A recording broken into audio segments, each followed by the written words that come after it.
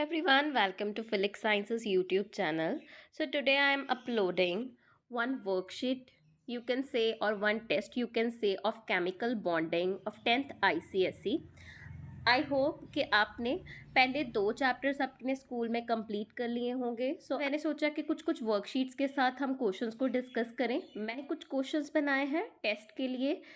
मैं उन क्वेश्चंस को आपके साथ डिस्कस करूंगी एंड आप उनको सॉल्व करने की ट्राई करना। If you have a doubt तो आप कमेंट सेक्शन में बता सकते हैं एंड देन मैं अपने नेक्स्ट वीडियो में इसकी आंसर की भी अपलोड कर दूंगी। तो चलिए स्टार्ट करते हैं। Question number 1 is A draw the electron dot structures of CH4 and H3O positive. CH4 आपको पता है carbon have how many valence electrons? Carbon have 4 valence electrons. तो हम जो CH4 का स्ट्रक्चर बनाते हैं वो कौन सी बॉन्डिंग शो करते हैं? कोवलेंट बॉन्डिंग शो करते हैं।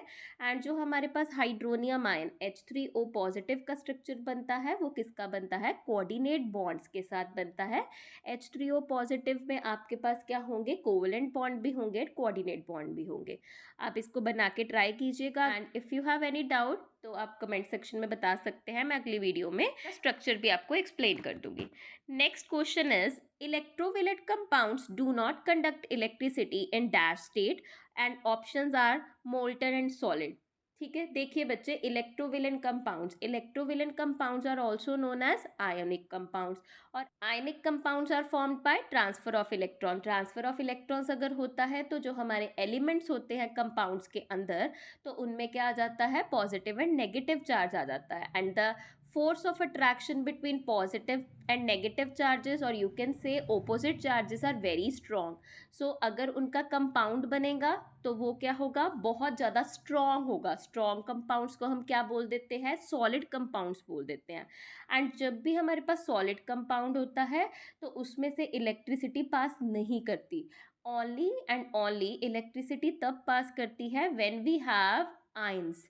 और आयंस हमारे पास कब होंगे? जब हमारा जो कंपाउंड है वो क्या करेगा? डिसोसिएट करेगा या ब्रेक करेगा आयंस में। एंड आपने फिलिप्स में आपको अच्छे से पढ़ना है क्योंकि बेसिकली जब बच्चे ये देखते हैं ना इलेक्ट्रोविलेंट कंपाउंड्स कंडक्ट इलेक्ट्रिसिटी, वो सीधा क्या कर देते हैं?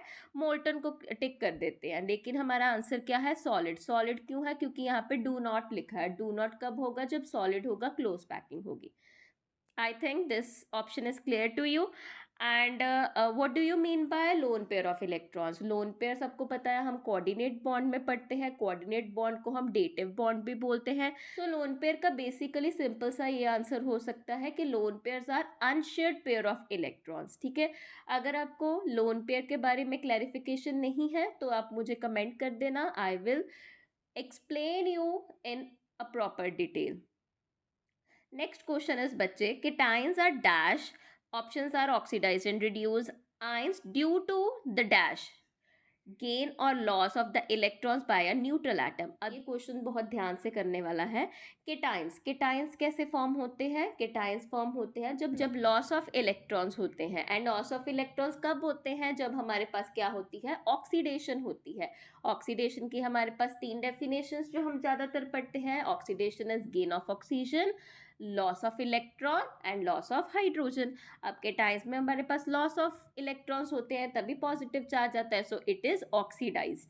Ions due to the loss of electrons, जब लॉस होगा तभी क्या होगा? ऑक्सीडाइज्ड होगा। I think it is clear to you बच्चे। Next is fifth question is MCQ type, which of the following does not form ionic bonds. अब ionic bonds हमें पता है कैसे बनते हैं? By the transfer of electrons. तो देखिए आपके पास ऑप्शंस हैं NaOH, NH3, CaO and MgCl2। हमने इलेक्ट्रोवेलेंट कंपाउंड्स में ये वाले स्ट्रक्चर्स बनाए हैं कैल्शियम ऑक्साइड का और मैग्नीशियम क्लोराइड का। तो हमें ये तो पता है कि ये हमारे पास क्या है? दोनों ही क्या है?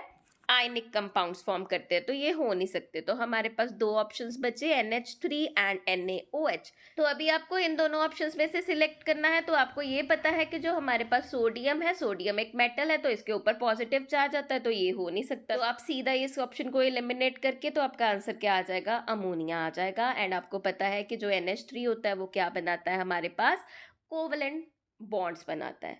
So this is a worksheet type test.